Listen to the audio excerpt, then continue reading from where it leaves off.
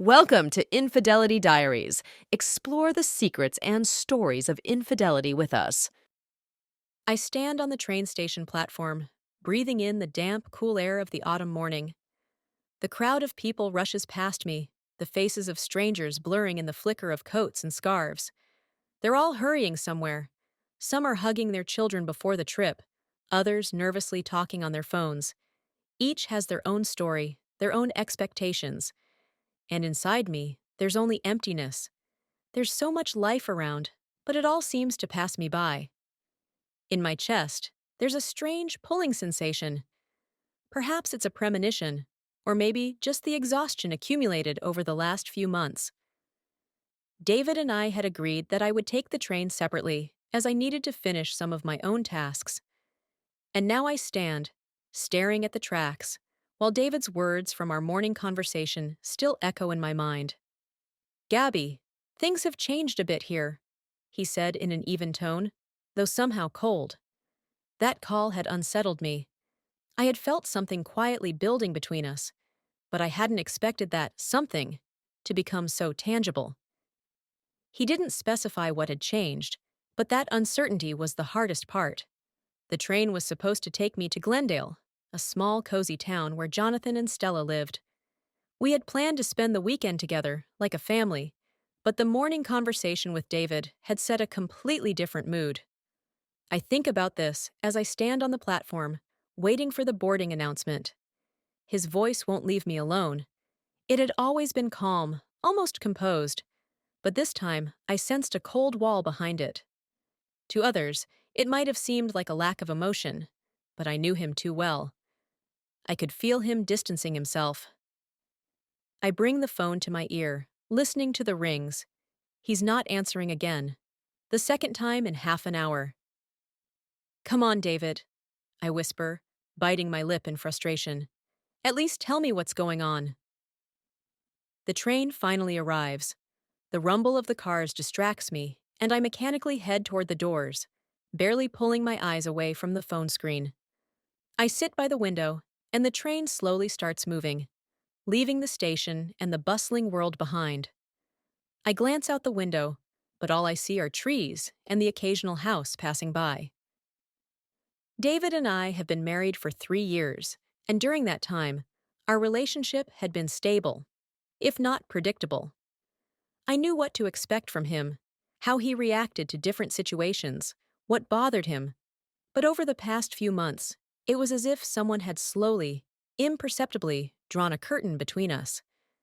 I noticed him withdrawing into himself, spending more time at work than usual. These seemed like small things, insignificant at first glance, but inside me, the feeling grew that we were moving in opposite directions. This weekend with Jonathan and Stella was supposed to be a break from our usual problems, a chance to reset the relationship. We often visited them, large gatherings, laughter, conversations over a glass of wine. But now I feel that something has changed, something has broken. The train slowly pulls into the Glendale station, and I step onto the platform. The wind tousles my hair as I see David's familiar figure. He's standing slightly off to the side, hands in his pockets, with his usual expression as if nothing had happened. But I notice something new in his eyes, fatigue or something that resembles resignation. "Hi," I say as I approach. My heart skips a beat, but I try not to show my unease. "Hi," he responds, somewhat tensely. Then he hugs me quickly, almost formally, as if it's a habit rather than a desire. We remain silent as he leads me to the car. I wait for him to say something important, maybe explain what's been bothering me all morning, but he says nothing. In the back seat, I see bags, and in the trunk, bottles of wine that we had promised to bring. Everything seems normal, and that irritates me even more. "Is everything okay?" I finally dare to ask as we drive out of town, heading toward Jonathan and Stella's countryside home. David nods, but I see his fingers tightening on the steering wheel. He seems to want to say something, but keeps it all inside. I'm about to insist when suddenly the phone rings. David immediately answers, throwing me a brief glance. "Yes, Jonathan, we're on our way." he says, and from his tone, I can tell he's trying to keep everything under control. After the call, he tosses the phone onto the seat and lapses into silence again. I want to ask something, but I realize this isn't the moment. Tension builds inside me, and I sense that something is brewing, but I can't predict what exactly. As we approach the old mansion Jonathan rented for us for the weekend, a slight feeling of unease washes over me. The house looks as if it's been plucked from another era: massive wooden doors, a faded stone facade, and tall windows through which antique chandeliers are visible. It all gives off a strange feeling that we haven't just traveled to another town, but rather transported through time. In the distance, a forest can be seen, and beyond that, according to David, lies a river. The place is beautiful, but the moment we step out of the car, I feel something's wrong. Jonathan, who greeted us at the door, seemed tense. His face, usually lively and full of jokes, was stern this time. Stella stood beside him, but she appeared distant, lost in her thoughts. She gave me a brief nod in greeting, and the coldness in her gaze, which quickly flicked over me, only heightened my inner anxiety. "Well then," Jonathan began, breaking the awkward silence. "Welcome. I'm sure you'll like it here. The house is old, but very cozy. Let's head inside." His voice was calm, but I noticed how he avoided meeting my eyes. We entered a spacious hall with high ceilings and massive wrought iron chandeliers that cast a soft light on the cracked parquet floor. I had the distinct feeling that the walls of this house held many secrets. But what troubled me most wasn't the house itself, but Jonathan.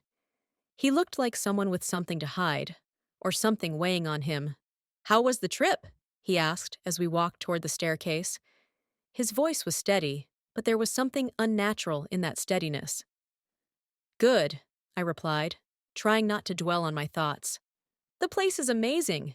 Feels like something out of a movie, though a little creepy." Jonathan laughed, but it wasn't a joyful laugh, more nervous. "You're right. A lot of history, a lot of mystery," he said, giving me a meaningful look. "But don't worry, it's safe here." There was a double meaning in his words, and a chill ran down my spine. We walked down a long corridor, the walls lined with portraits of people I'd never seen before. Their faces were grim and severe, as if the house's former owners were watching everyone who passed by. This, combined with the gloomy atmosphere, intensified the tension between us. As we reached the second floor, I noticed Stella moving off to the side, as if deliberately avoiding interaction with us. It was strange. We had always gotten along well before, but this time she seemed burdened. Maybe it was just exhaustion, I thought, but the feeling that something was off refused to leave me. David seemed oblivious to everything. As usual, he was engrossed in conversations with his brother about work projects, as if we hadn't come here to relax, but to discuss business. This was starting to irritate me as well. I felt like an outsider among them. Stella was silent. Jonathan was hiding something, and David was ignoring my concerns, completely absorbed in his own matters. At some point, I found myself alone in the room they had shown us. The window looked out over the dense forest, with the river visible in the distance. I opened the window, taking in the fresh air, but instead of feeling relief, the heaviness in my heart deepened. Was I becoming too suspicious? Or was something truly wrong? A knock on the door interrupted my thoughts. Jonathan peeked in, his face serious once again. "Gabriella, is everything okay?" he asked. But there was something strange in his voice, as if he needed to hear my answer, not out of concern, but for some inner reassurance. "Yes, everything's fine," I lied, though I didn't believe my own words. "Good," he nodded, lingering in the doorway. "I just wanted to make sure you're comfortable." His words felt hollow, and I had the sense his gaze lingered on me longer than it should have. He gave the room one more glance before slowly closing the door. I was left alone, staring at the closed door. The anxiety was growing stronger. Inside me, a feeling was building that this weekend wouldn't be anything like I had imagined. Stella, who had been silent the entire time, seemed tense, I noticed how she slipped away into another part of the house without saying goodbye, which only deepened my sense of unease. Jonathan remained in the hall, staring at an old painting as if trying to distance himself from reality. In this old house, everything seemed slightly more dramatic than it should have been. Every little detail seemed to grow, snowballing into something larger. I felt like I was becoming part of a play, where something significant was about to happen, but I didn't yet know what it would be. Feeling an odd weariness, I sat down on the bed and thought, was I imagining all of this? Was this tension coming from me, from my desire to find something that wasn't there? But before I could settle my thoughts, there was another knock at the door. After everyone settled into their rooms, it was time for dinner. Stella invited us to the dining room. It was enormous, with a high ceiling and a long oak table that nearly filled the entire length of the room. The table was already set with dishes, clearly prepared by Stella's caring hands, yet she seemed somewhat distant, not showing her usual warmth like before. David and Jonathan were deep in conversation, while I listlessly picked at my salad, feeling someone's gaze on me. Jonathan was sitting across from me, behaving as usual, cracking jokes and teasing David about his food preferences. But I felt his eyes linger on me now and then. Every time I looked up, he was already watching me. At first, I tried to brush it off as paranoia, but he kept staring too intently, too persistently. It was strange, and it began to unsettle me. After dinner, Stella suggested we play cards to lighten the mood a bit. We sat in the living room by the fireplace, the fire crackling softly, creating a cozy backdrop. David seemed relaxed, which calmed me a little. I tried to focus on the game, but inside, a growing sense of unease kept building. Something was off, and I couldn't figure out what.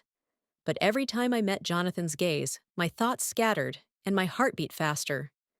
We were playing poker, without money, just for fun. The game was lively, with jokes flying left and right, but the tension I felt from Jonathan only intensified. At one point, as he was drawing his cards, his hand accidentally brushed against mine. The touch was brief, practically unnoticed by the others, but it was like an electric shock. I flinched, trying not to show how much that touch affected me.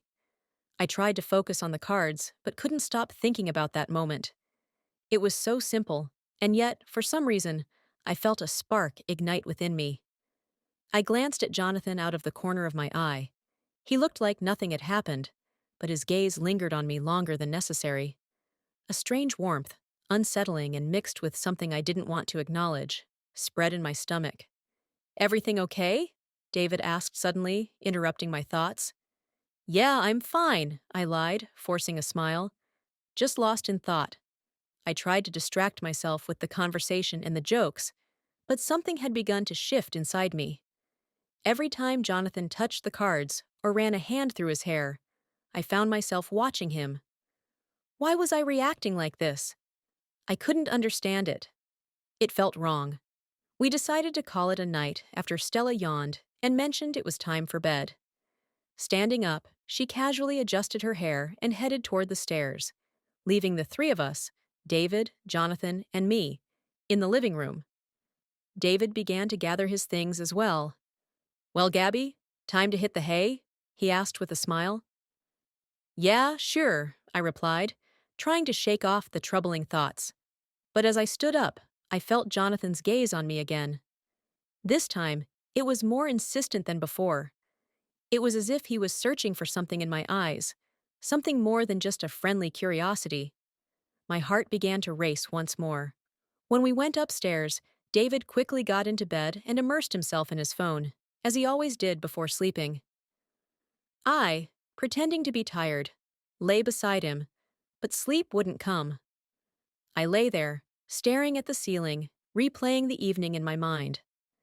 I couldn't shake the feeling that something was changing, something in the air between the three of us that I hadn't noticed before.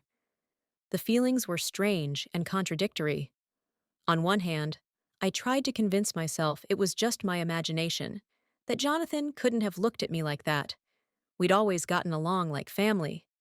But on the other hand, every time I caught his gaze, a feeling spread through me that I couldn't control. I knew that if things continued like this, I wouldn't be able to ignore it. But what to do about it, I had no idea. The next morning, everything seemed normal. David and Jonathan were discussing their plans for the day over breakfast, while Stella bustled around the kitchen, handing out cups of coffee. We decided to spend the day outdoors and take a walk in the forest surrounding the old house. Throughout breakfast, I tried to focus on the conversation, but the thoughts of the previous evening wouldn't leave me alone.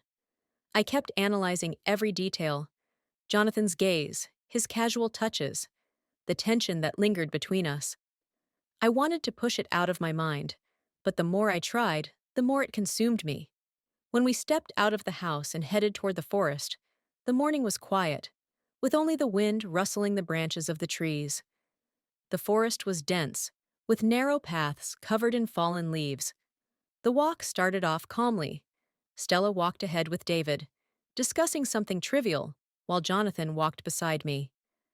I tried to keep my distance, focusing on the sounds of nature, but every step he took, every glance he gave me, reminded me of what had happened the night before. We made small talk, but the conversation was strained. With each step, I felt something growing between us. At some point, we fell behind David and Stella, who had gone far ahead. I turned, and Jonathan, unexpectedly stopping, looked at me.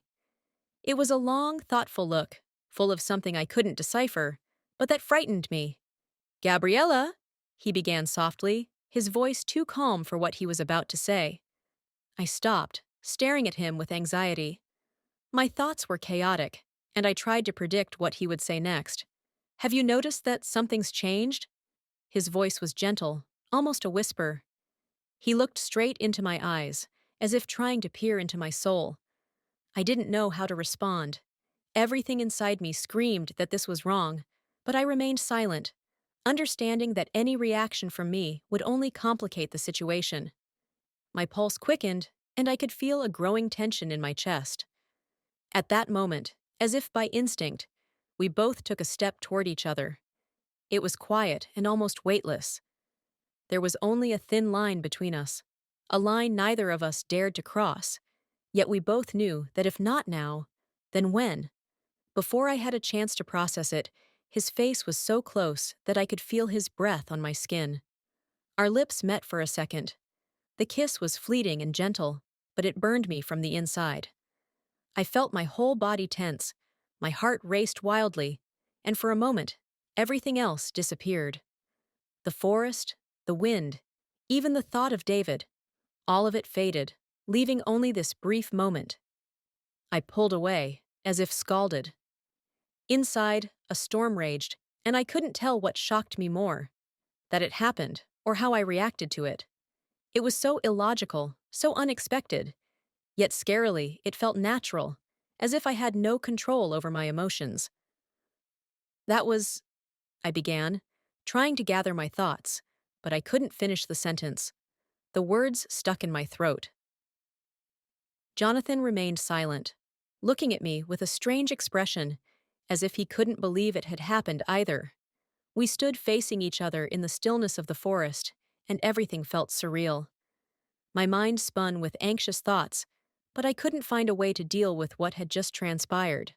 "I'm sorry," he finally said, his voice trembling with emotion. "I shouldn't have." I didn't know what to say in response. I wanted to scream that it was wrong, that I wouldn't do this to David, but the words wouldn't come. Inside, I was torn between what I felt and what was right.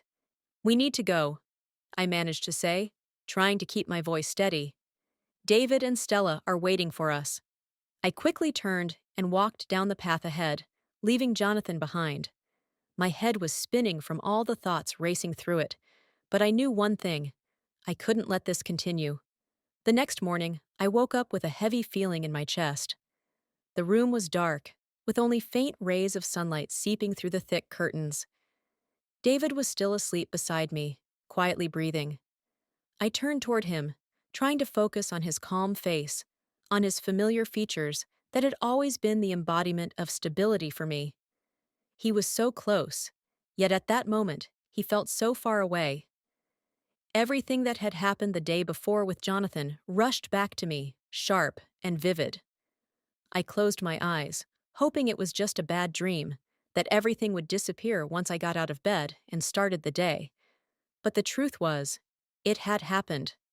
I had allowed something that should never have occurred, and now I had to face the consequences.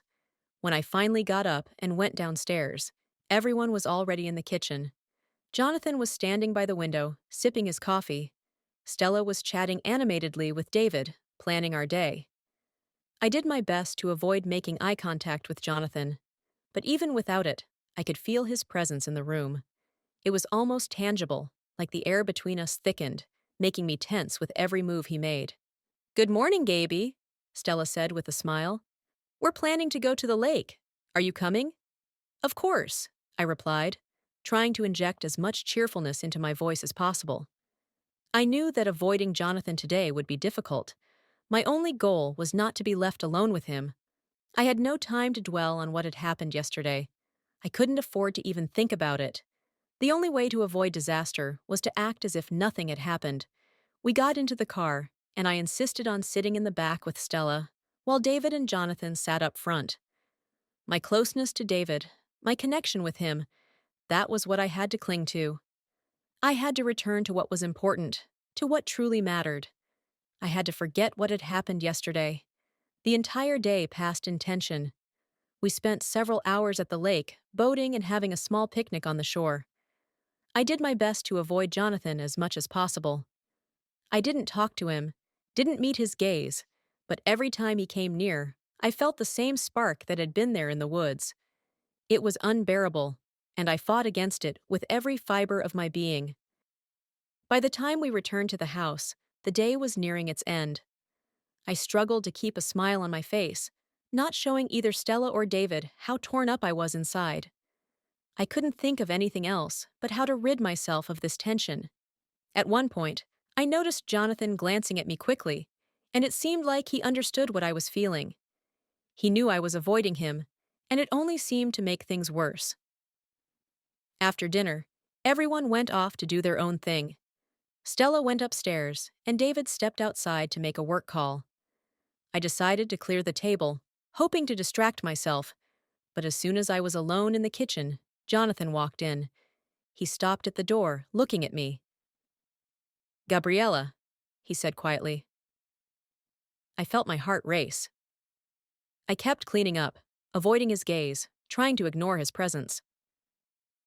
"We need to talk." His voice was calm, but I knew there was more behind it than just a desire to talk. "I don't think that's a good idea," I replied, trying to keep my voice steady. "We can't just pretend nothing happened," he insisted, stepping closer. I froze, turning to face him. Inside, a storm of emotions raged. I didn't know what to say, but I was sure that if I didn't put an end to this now, the consequences could be even worse. "Jonathan, it was a mistake," I blurted out, barely keeping myself together. "It shouldn't have happened. We can't go on like this." He was silent, looking at me as if searching for answers I couldn't give. There was something warm in his eyes, but I knew that warmth could destroy everything. "I understand," he finally said, quietly but with a hint of regret. "I'm sorry I put you in this situation." I only nodded, feeling a strange mix of relief and pain rise inside me from his words. I knew this was the end, but deep down, I understood. Something had changed between us forever.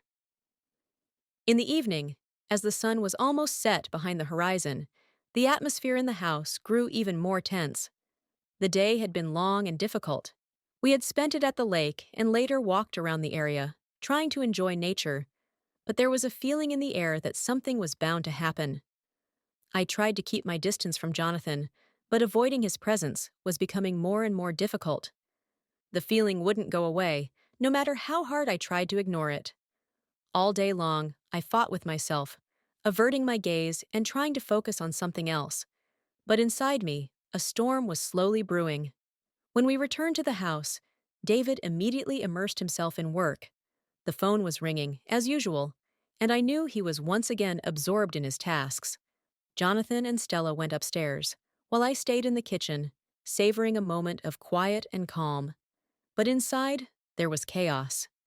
An hour passed, and David, sitting in the living room, was still glued to his phone.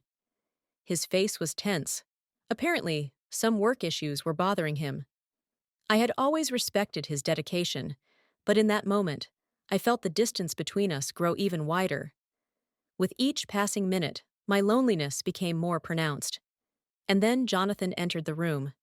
He looked the same as usual, confident, restrained, but his eyes once again betrayed what he was trying to hide. That look, the one I had come to know so well, was directed at me again. I immediately felt the shift in the room as my nerves tightened. "Are you here alone?" he asked, coming closer. "David's busy," I replied quietly, feeling the anxiety take over me again. He nodded, slowly sitting down across from me, and in that moment, everything around us seemed to go still. We both understood what this situation was, and that this moment shouldn't be happening. I knew I should leave, that all of this was a mistake, but I couldn't move. We sat in silence, and that silence became even more palpable when our eyes met. It was like a replay of what had happened in the woods, only now I realized this moment wasn't accidental. Jonathan looked at me as if he wanted to say something important, but the words never came. Time seemed to stop. I couldn't explain to myself why I didn't look away, why I was letting this happen again. Maybe it was the emptiness inside me, slowly being filled with each of his glances, each silent gesture. Maybe it was the loneliness I had ignored for so long, but as soon as he stood up and moved closer, I knew that in another moment, everything would repeat itself. He came too close, and I didn't step back. His hand brushed mine again, and in that moment, the whole world seemed to disappear. I knew it was wrong. I knew guilt and regret would follow, but I couldn't stop myself. Our lips met again, only this time the kiss was long and passionate. It wasn't fleeting and elusive like in the woods. This was real. It felt like something had been building between us for a long time, and we had both just been waiting for this moment. My head was spinning, my heart pounding, and I couldn't breathe. Every touch ignited even more passion, and the inner voice screaming, "Stop!" was barely audible against the backdrop of what was happening.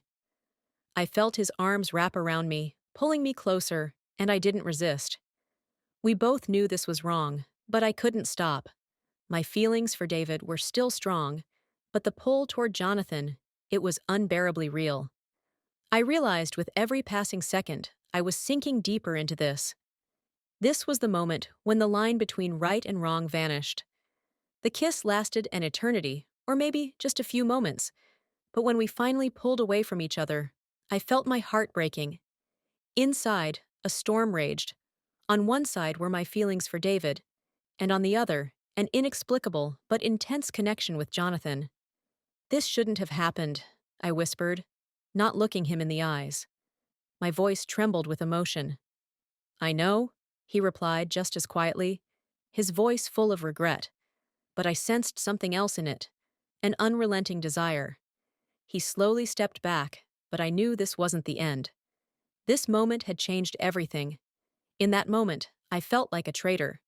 But the scariest part was, I couldn't deny the attraction between us.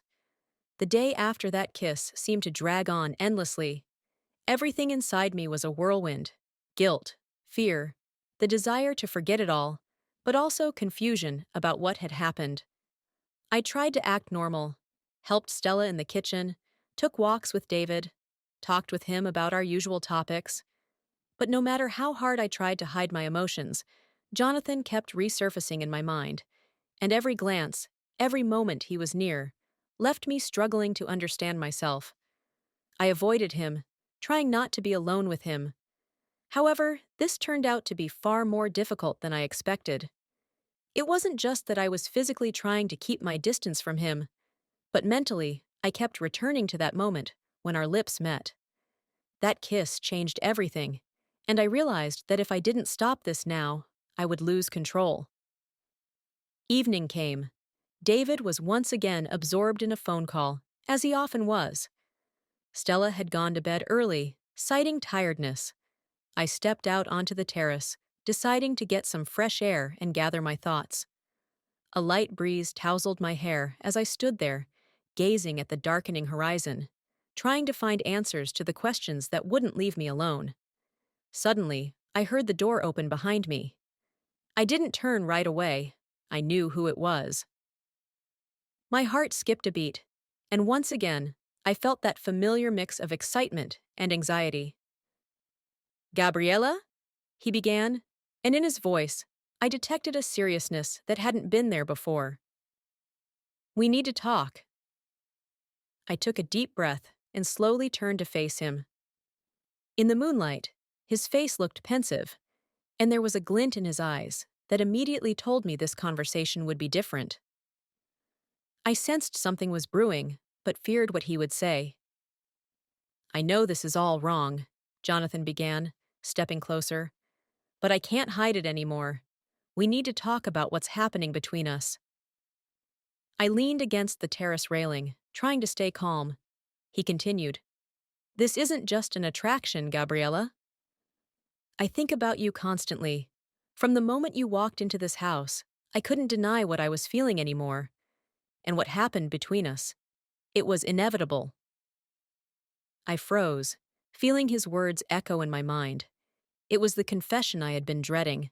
A confession that there really was something between us, more than just fleeting glances and a kiss. But it wasn't what I wanted to hear. "Jonathan, you can't say things like that," I tried to argue, feeling panic rise within me. "This is wrong. We both know it's a mistake. You have Stella, I have David." He shook his head, stepping closer to me. "This isn't just a mistake," he said quietly but firmly. "We both know there's something more between us, and I can't pretend it isn't there anymore. I feel it, and I know you do too." I gripped the railing tighter, feeling his words sink deeper into me. He was right. I felt something. Something strong. Something undeniable. But that didn't make the situation any easier. It only made everything more complicated. My mind screamed that I had to stop this immediately, but my heart beat to a different rhythm. "You don't understand what you're saying," I whispered, desperately trying to find a way out of this situation. "You're married, Jonathan. We can't continue this." He sighed, took my hand, and I couldn't pull away. His touch was as confident as always, but now there was a tenderness in it that hadn't been there before. "I can't live like this anymore," he admitted, and in his voice, I heard a pain that had been hidden until now. "My marriage with Stella has long been just on paper. We've lost our connection for a long time, and I can't keep pretending. But when you're here, when I'm with you, everything changes. Everything feels right." His words cut deep, and I felt my heart start to race even faster. I looked at him and saw a man I had known for years, but now he seemed completely different to me. He was open before me, his feelings were real, but that only deepened my confusion. "What are you saying?" I finally asked, feeling everything inside me turn upside down. "I want to start over," he said softly but with certainty. "With you? I'm ready to leave everything behind. Stella, our house, everything, just to be with you." Those words struck me right to the core. I stood frozen, not knowing what to say. It all seemed unreal. Could he really mean it? I felt my breath become shallow, and I turned away to hide my confusion. "You can't do this," I barely managed to say. "It will destroy everything. You know that, don't you?" "I'm willing to risk it all," he replied. "I'm ready to start over for you. Don't you feel it too?" Emotions raged inside me. A part of me screamed that this was all wrong, that I couldn't allow it. But another part, the one I was afraid to acknowledge, felt a strange pull toward his words. The evening was quiet, but that silence only amplified the weight of my thoughts. I sat on the bed, staring out the window into the deepening darkness, replaying the conversation with Jonathan over and over in my head. His words about being ready to leave everything for me left me utterly confused. I couldn't accept it. I couldn't and shouldn't. And yet, deep down, I knew my life would never be the same. I felt time stretching out like thick syrup, realizing I could no longer hide from the truth. Everything that had happened in the past few days had been building up inside me like a heavy burden, and I could no longer bear it alone. I had to tell David. We'd been together too long to keep living in a lie, even if it meant destroying everything we'd built over the years. I could hear David talking on the phone in the living room. His voice was calm and confident, as always, but I sensed that even he knew something was wrong. He might not know the details, but surely he had noticed that I'd changed. And I couldn't pretend any longer. I took a deep breath, feeling fear wash over me from head to toe. I knew I had to do this, but doubts gnawed at me. Would I find the strength? Would I be able to say those dreadful words? When I went downstairs to the living room, David had just finished his call and was sitting on the couch, scrolling through some documents on his tablet. He looked as he always did, composed, self-assured. But I could see how he occasionally glanced at me, as if trying to figure something out, to catch a clue. I stood in front of him, struggling to find the right words, but they seemed stuck in my throat. "We need to talk," I finally exhaled. David lifted his gaze from the tablet, looking at me in surprise. He had always been attentive, and now I saw the slight change in his expression, the growing seriousness as he realized this wasn't going to be a trivial conversation. "Of course," he said, setting the tablet aside and folding his hands in front of him. "What do you want to talk about?"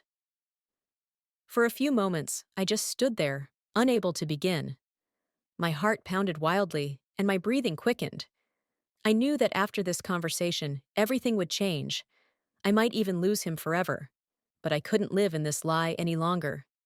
"David," I began quietly, and he straightened up, sensing the tension in my voice. "It's about Jonathan." His brows twitched slightly, but he remained silent, waiting for me to continue. "In the past few days, something happened between us that I can't hide anymore." We kissed. My throat tightened, and I felt the tears welling up. I kissed him. Twice. Saying those words out loud felt like a clap of thunder in a clear sky. I saw how David's face turned pale, how his gaze immediately changed. He didn't speak. He didn't make any sudden moves. He just looked at me, and in his eyes, I saw the reflection of horror. I felt my heart breaking from the pain I'd caused him. My guilt was overwhelming. I wanted to say something more, but the words wouldn't come. The room was filled with an unbearable, heavy silence. David slowly rose from the couch, his eyes never leaving mine, and, without saying a word, he walked past me toward the door. I froze, not understanding what was happening. "David," I whispered, feeling the tears stream down my face. "Please, say something." He stopped at the doorway, his back tense, fists clenched. He stood there for a few moments, not turning around, and then quietly but clearly said, "You made a terrible mistake. I can't forgive you."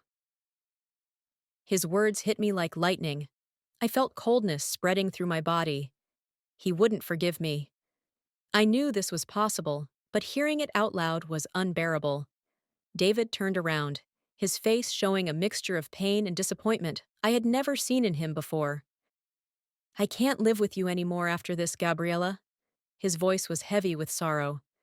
"Everything we built is destroyed, and I need to get out of this lie. I'm filing for divorce." Those words were like a knife to my heart. I couldn't breathe, couldn't think. My entire life, everything I had considered stable and secure, collapsed in an instant. The words caught in my throat, and I just stood there, unable to say anything. David didn't wait for a response. He walked out of the room, leaving me alone, devastated and hollow. Several months had passed since the day David left me in that room, and I realized it was over. I felt empty, broken. Time seemed to stand still. The world around me kept spinning. People went on with their lives. But mine had stopped the moment he walked away. I moved into a new apartment, a small one-bedroom place on the outskirts of the city. It was a quiet spot, far from everything I once knew. My friends and family tried to support me, called, sent messages, but I didn't want to see anyone. Every time I looked at familiar faces, it reminded me of the past, of what I had destroyed. The apartment was simple and modest, but at that time, I didn't need much.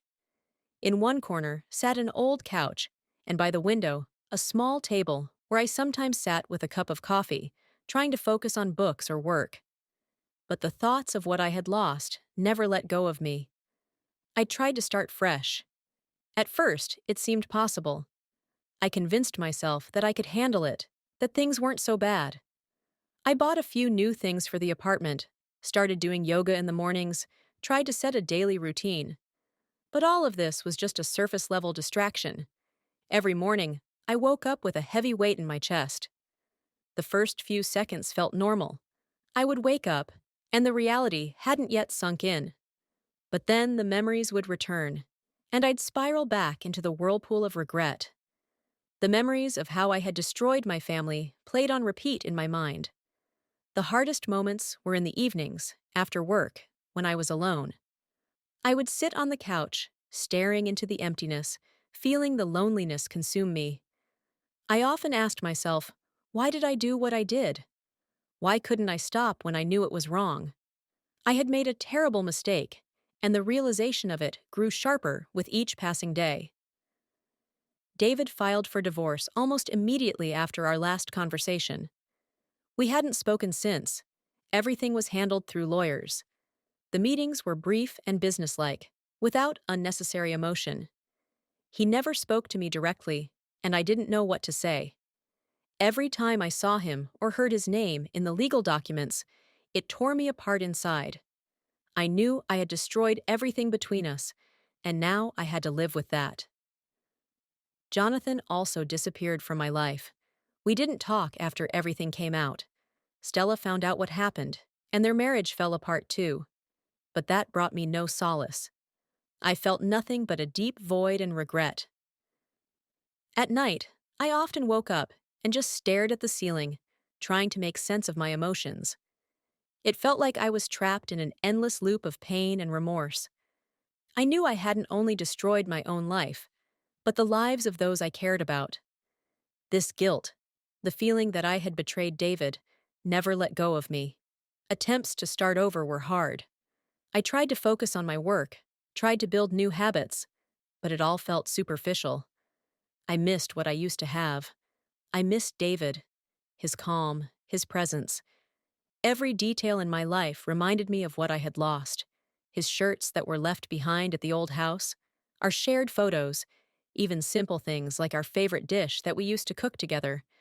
Everything reminded me of what once was and what I could never get back. Sometimes I thought about calling him, asking for forgiveness, trying to explain, but I knew it was useless. We had passed the point where anything could be fixed. My actions had destroyed all the trust between us, and no words could change that. Over time, I learned to exist with this pain. It became a part of me, like a scar that would never fade. I kept living, working, seeing friends, but every time I was alone, the pain resurfaced, reminding me of what I had lost. I lost not just David, but also myself.